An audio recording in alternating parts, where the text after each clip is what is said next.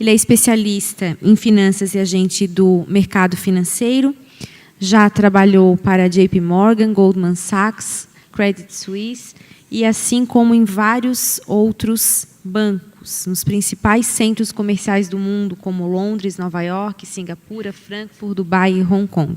Apresento-os então, Andy Duncan. Olá, novamente. Eu espero que vocês estão tendo dia fantástico.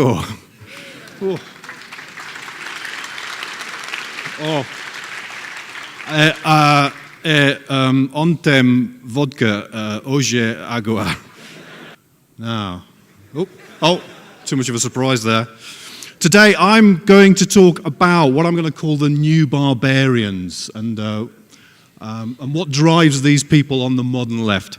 I want to examine the perfect storm that has debased them from the sophistication on the left there, that's Friedrich Engels, to the debased state that we see on the right 100 years later. How did this happen? I'm going to talk about several threads. The main one is a thing called cognitive dissonance, which I'll explain shortly. The second one is the wonderful work of the Austrian school in smashing Marx's economics. The third part is the assault of knowledge on the destruction of socialism, so the knowledge about the Gulag and all the people who've been killed in the 20th century in the Black Book of Communism and so on. And fourthly, how we need to get the left out of education, or how we need to get children out of the clutches of the state. And finally, we'll talk about how we can reduce the power of the left and talk to them and persuade them to come to our side without needing to wear body armor. The problem is, I have a confession to make. For 25 years, I was a committed Marxist from the age of 10 years old, which is amazing because I'm only 27 now, which is pretty amazing. I was a difficult child. At 10 years old, my teachers put me in a special needs class at school because I used to ask them things like, why do I have to obey you? And things like that.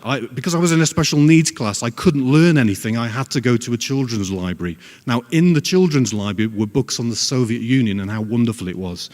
Really, a state library full of books on communism.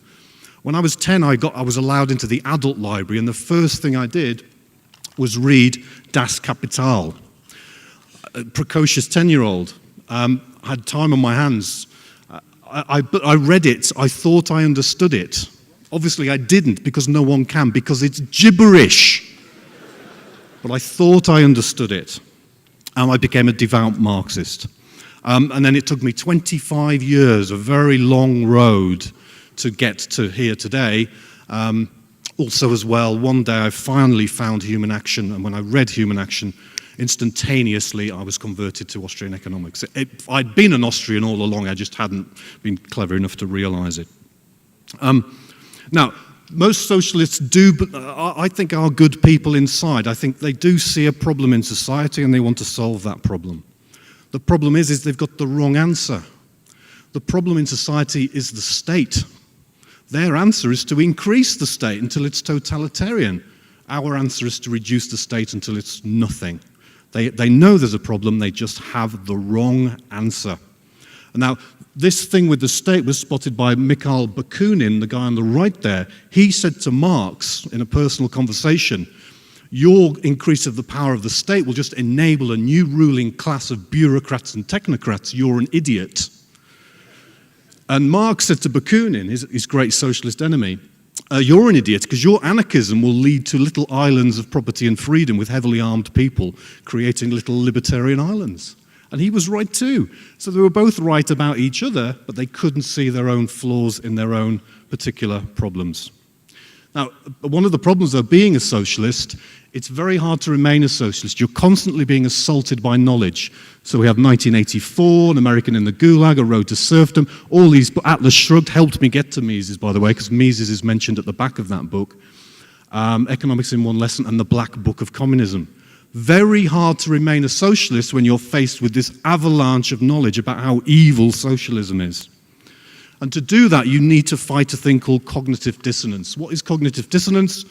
Scott Fitzgerald summed this up best with this quote, which I'll just read to you. "The test of a first-rate intelligence is the ability to hold two opposed ideas in the mind at the same time and still retain the ability to function." George Orwell called exactly the same thing double think. Can you hold two ideas in your head that are, 2 + 2 = 27, etc., and survive? Now, many people can't. Many people can't function. We see books like this as well, slogans like this is double think. War is peace, freedom is slavery, ignorance is strength. We see these things. If we can hold those ideas in the head at the same time, we can remain a socialist. The other problem for being a socialist is this a massive amount of knowledge which comes into you. So the socialists try to keep this knowledge out, but eventually the knowledge of how evil communism is will knock down even the strongest communist wall. Now, the information which really, I think, broke socialism in the 20th century was the Gulag Archipelago knowledge from Solzhenitsyn. Now, the leftists, when they read books like this, they had a choice. They could either go, this is true, this all happened, I'm going to renounce socialism. Or you can block this knowledge out because it offends you, it ruins your mind, it means you can't function anymore. Some few people like me manage to renounce socialism, but most socialists are incapable of doing that because this is the image they have of themselves. The internal image of a socialist is that they are wonderful, heroic humans helping the whole of humanity to a better place. This is their self-image of themselves. And it's a self-image I had for a long time too. They really love this idea. This is how they see their future world. But of course, there is that basic contradiction, which I mentioned earlier, between Marx creating a greater state, which is bizarre. Do you know what they think that was going to happen then? There's a huge state brought in to smash the evil capitalists, and then the state will wither away and disappear. Oh, really? And Bakunin, of course, an anarchist walks into my orchard and takes an apple off my tree, and I'm heavily armed, and I'm not going to stop him. He's a mad person. It's my property. Some socialists, though, have even gone to this point where they worship the mother goddess. Because the Austrian school smashed Marx's economics, they had to resort to primitivism, to multiculturalism, to environmentalism, to atheism, to all these isms. They had to resort to those things to get away from the assault on their Marxist economics by the Austrian school. They just need to avoid thinking. This is why they're so primitive at the moment, and with all this mother goddess worship and all this Gaia worship and so on. Now, this need to avoid thinking is paramount to being a socialist. I tried to avoid thinking for 25 years. I had to believe in my own perfection as a socialist, though I am still pretty perfect. But it was a long, hard struggle to overcome that assault of knowledge. Most of the socialists, they have to, in the end, reject rationality. And what happens now is they say things like, I believe in freedom of speech, yet they shut down freedom of speech. We've all seen the videos on YouTube of them shutting down free speech. They are now so intolerant of anti-socialist information, they scream abuse at people to stop hearing it.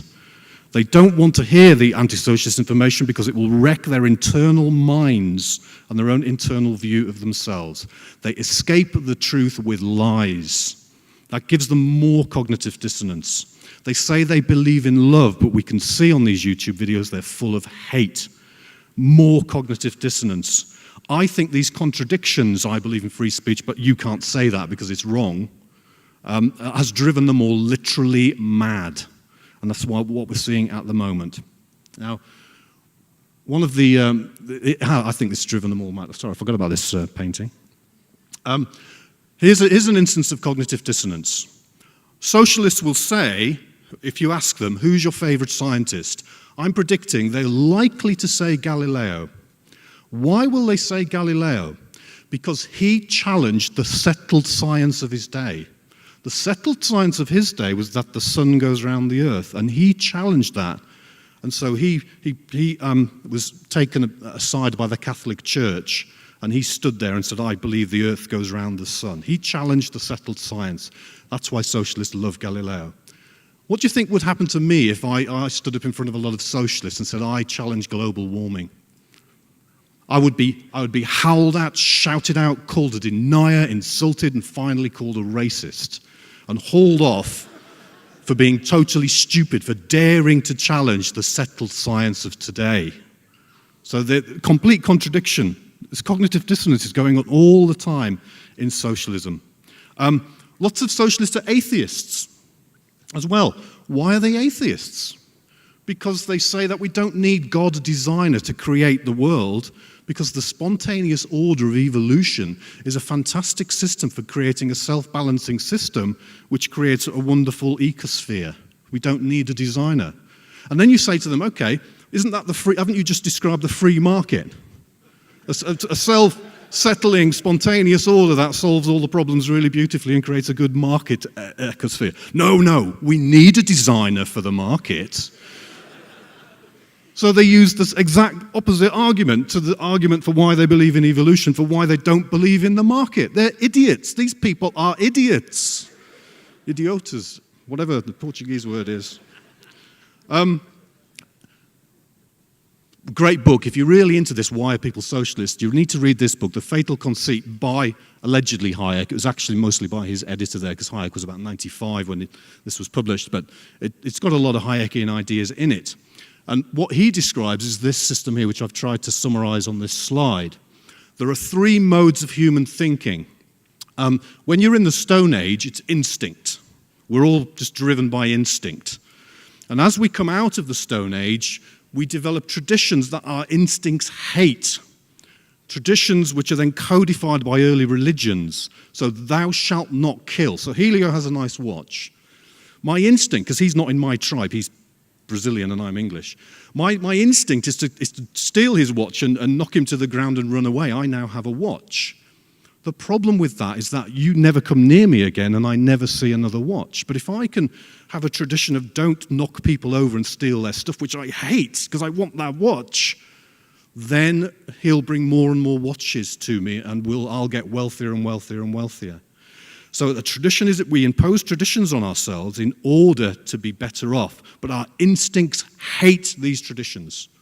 We want to kill other people and steal their stuff. We want to be better off in the tribe. Later on, of course, in ancient Greece and ancient China, we reach the stage of reason. And I think the Austrian school is a good school because it starts with tradition, thou shalt not kill, thou shalt not steal, and moves on to reason about why markets work, etc. Socialism is about going back to the Stone Age of instinct. And this is another reason how they managed to evade cognitive dissonance. Again, we can see this march back to instinct in Venezuela, unfortunately. Oh, but that's not real socialism. Oh, really? Come on. The socialists can't see what's in front of them in Venezuela. They can't see it. They can't see what's going on there. It's very easy to see directly what's in front of you, such as poor people in the street. But you can't see the socialist systems that have created the poverty that's put people in the street. It's very easy to see a simple thing. It's very hard to see a difficult thing. Now, socialists will avoid anything unpleasant which challenges their views. Bring in a minimum wage. You see someone earning $8 an hour. You say, let's bring in a minimum wage to 10, fantastic, that person's happy, they vote for the politician who says it, that person's then sacked and hamburger machines are brought in which are now viable at $9 an hour, cheaper than the person at 10, so the person's sacked. The socialists can't see that. They don't want to hear how stupid minimum wage laws are. They call you a racist, they call you a greedy capitalist, anything with an ist on the end is what they will call you. Anything to avoid the truth. So there is also as well, you might have noticed this if you know socialists, there's often a very strong religious feeling about socialism as well. You don't believe in a God, your God is the state. And so this is the kind of thing that you're seeing. Now, how did this happen? How did socialism arise? I think in Europe, In 1450, we had printing, and people could print their own Bibles. And they finally didn't need the state's intellectual bodyguards, the priests. They could figure out things for themselves.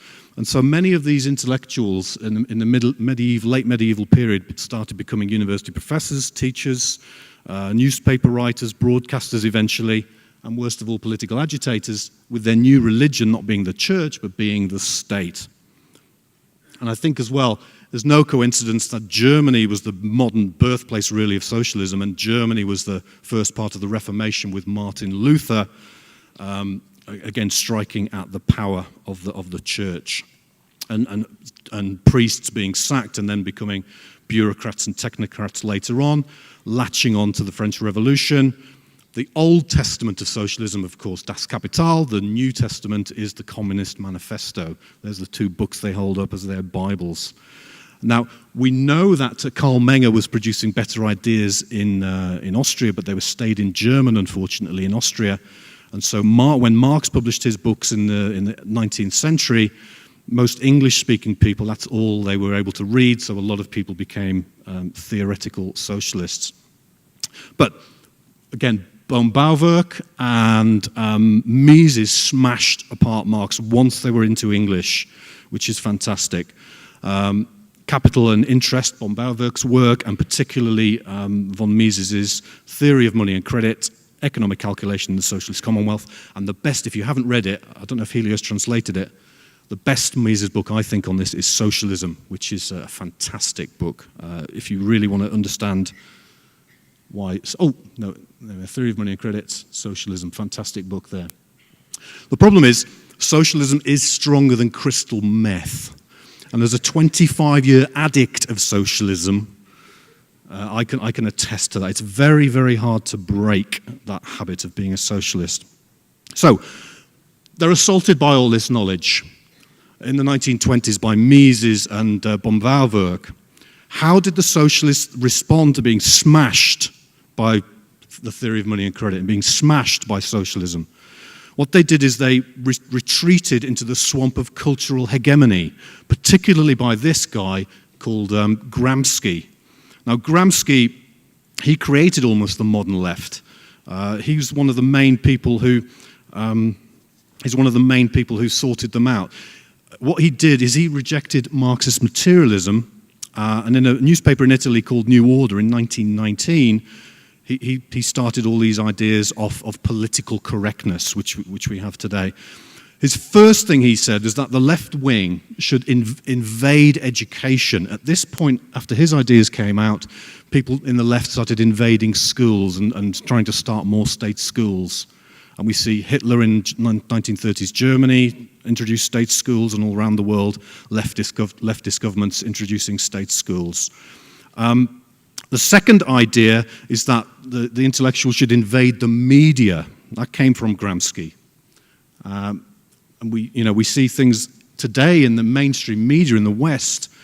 Pravda in the Soviet Union isn't as good is better than some of the newspapers that we have in the mainstream media. And this is all coming from Gramsci. Another Gramscian idea from the 1930s is mind control through language.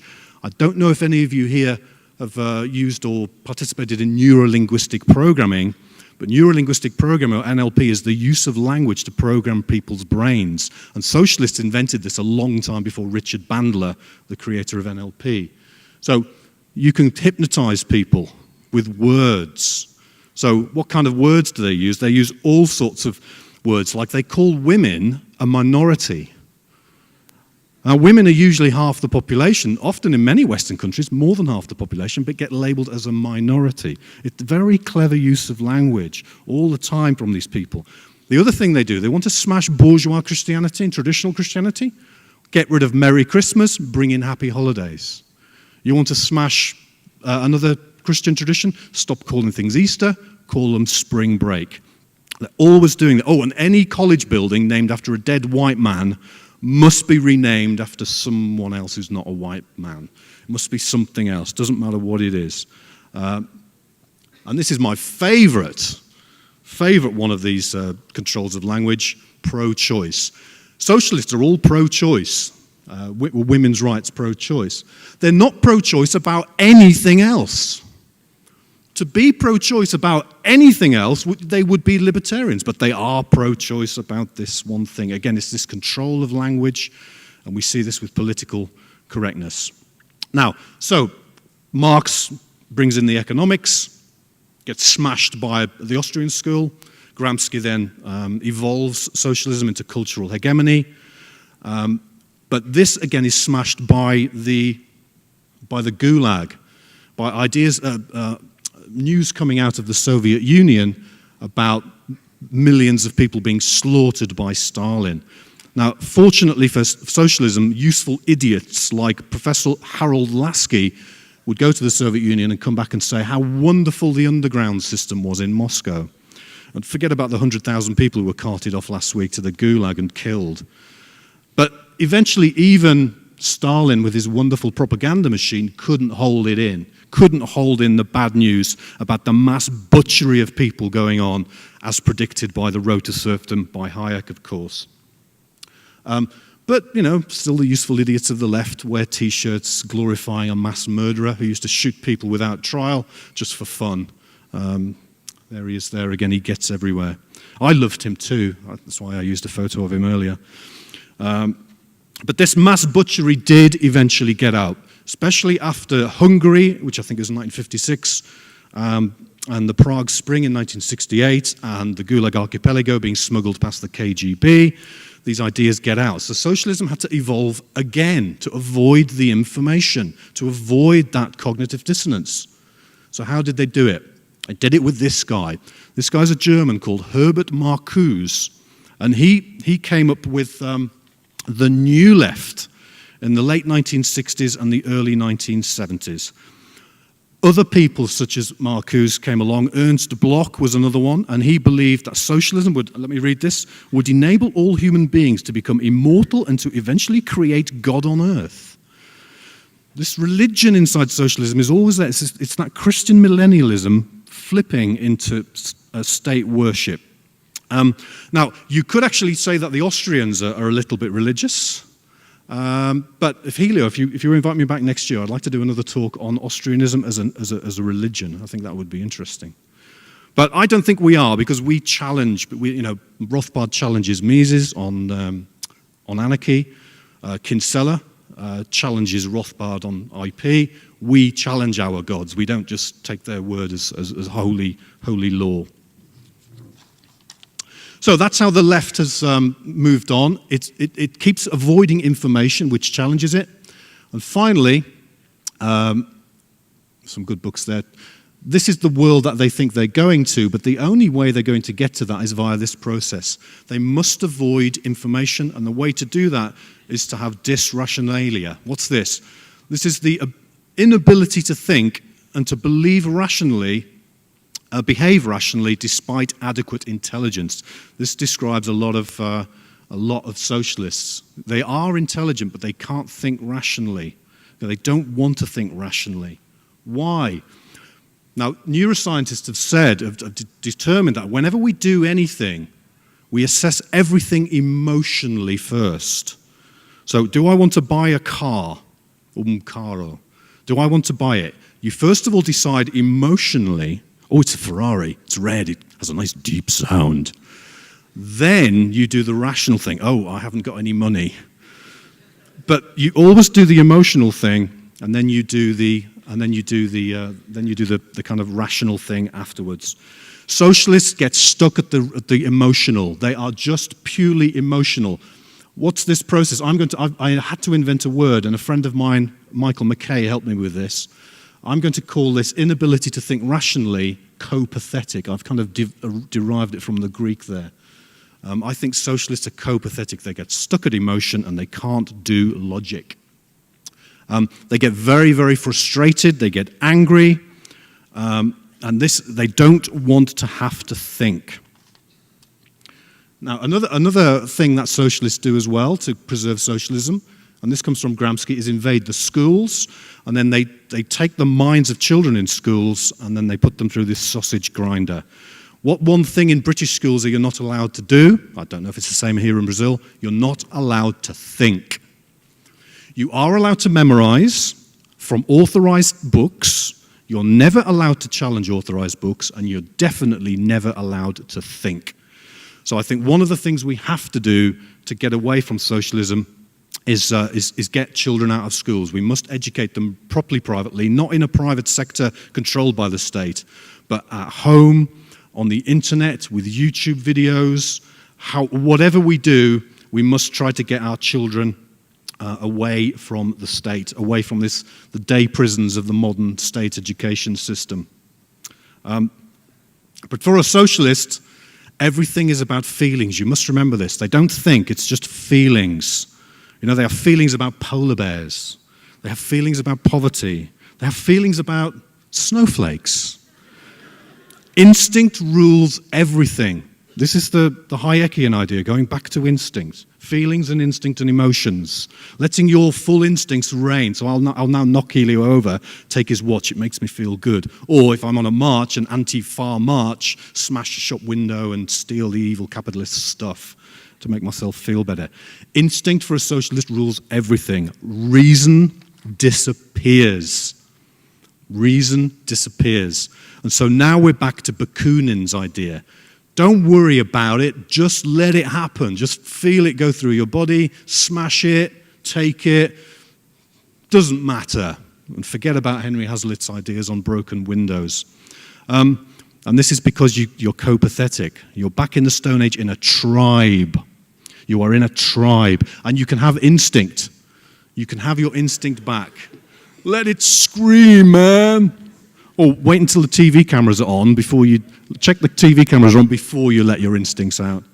This is Stone Age behavior. Socialists are stuck in the Stone Age of instinct. Reason has gone. And this helps them avoid cognitive dissonance. How? Because you can be ethical and good inside your tribe. I can say I believe in free speech on my Berkeley campus because as long as you're in my tribe of left-wing people, you can say whatever you like. That other tribe over there, though, the hated tribe, they can't say anything because they're evil. They're the others. I don't know if any of you watched Lost. They're the others. Oh, by the way, do you know how Game of Thrones is going to end? This is my theory.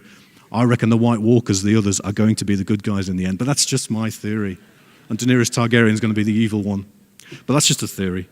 We'll see in July or whenever, next year.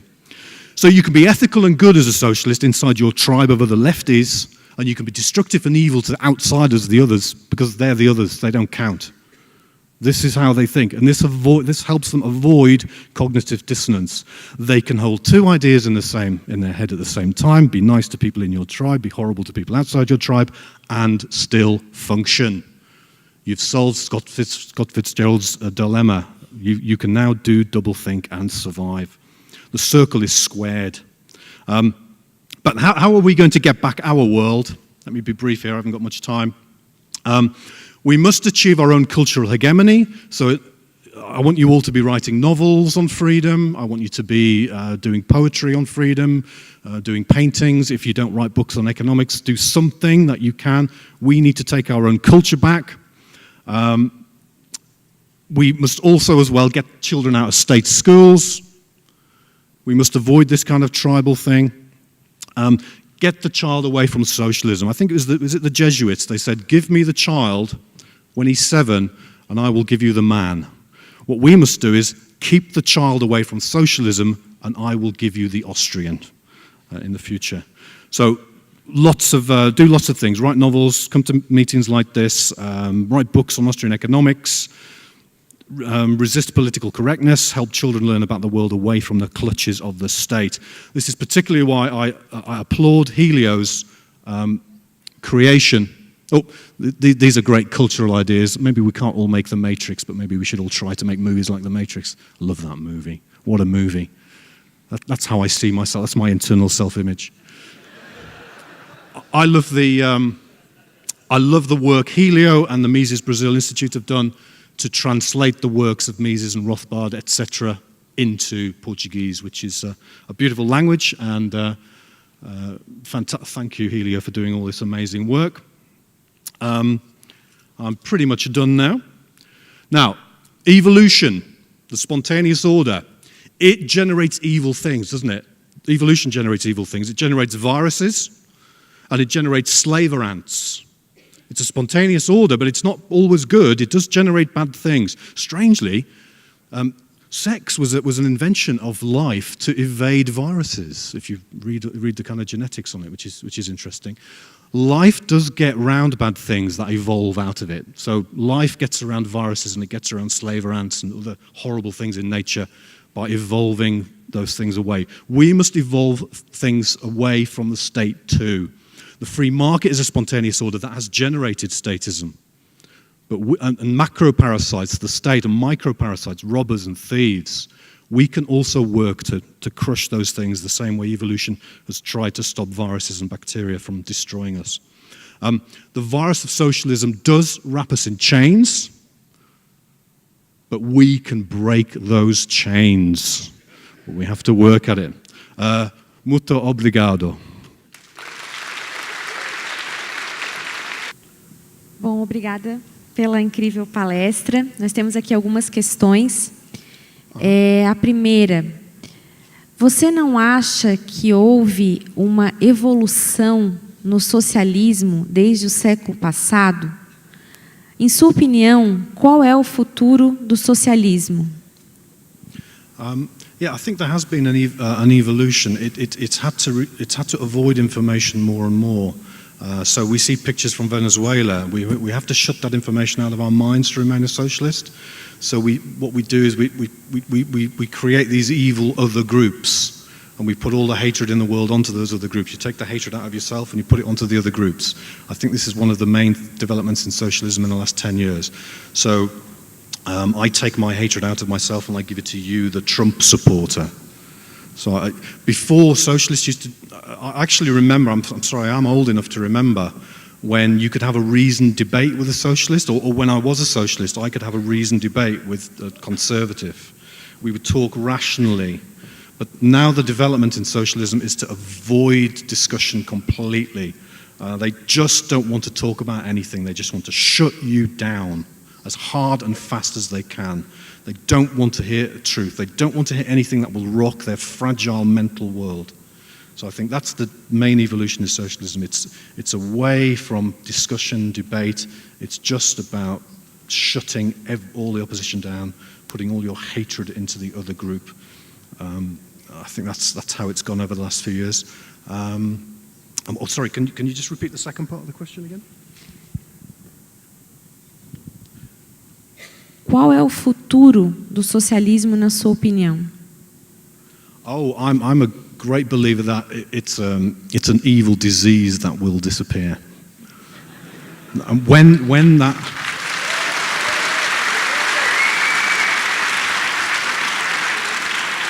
Now, why do I believe that? I look out here.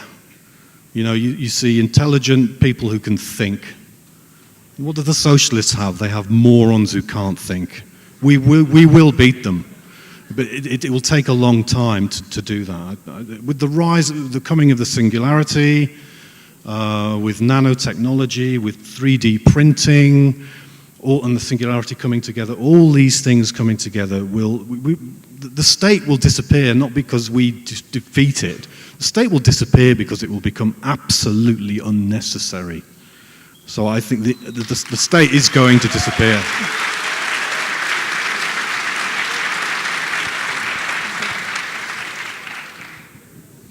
Andy, a pergunta aqui recebi algumas nesse sentido, como os estudantes liberais, eles devem se comportar quando confrontados com seus mais variados professores 50 tons de vermelho, ou com os seus professores socialistas?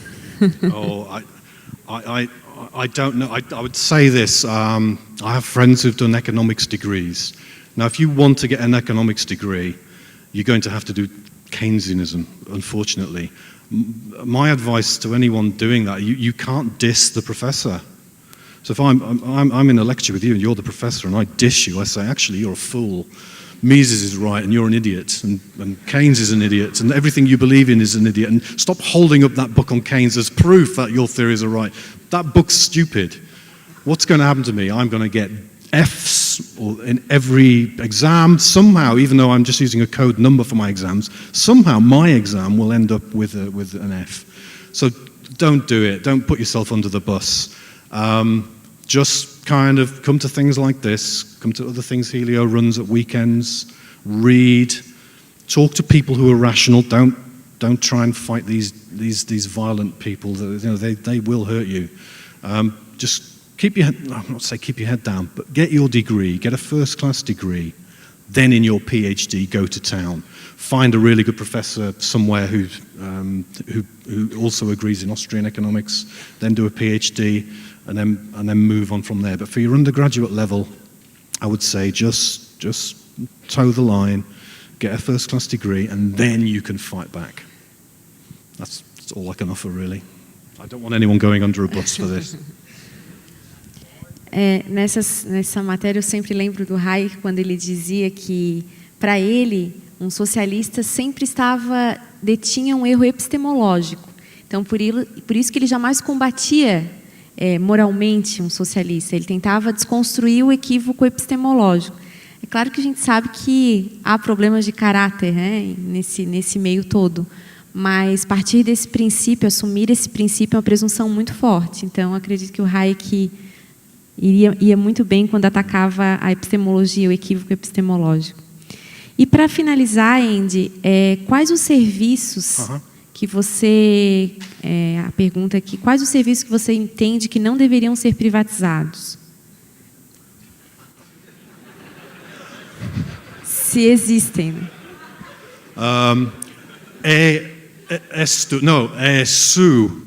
Hoppien. Privatize everything.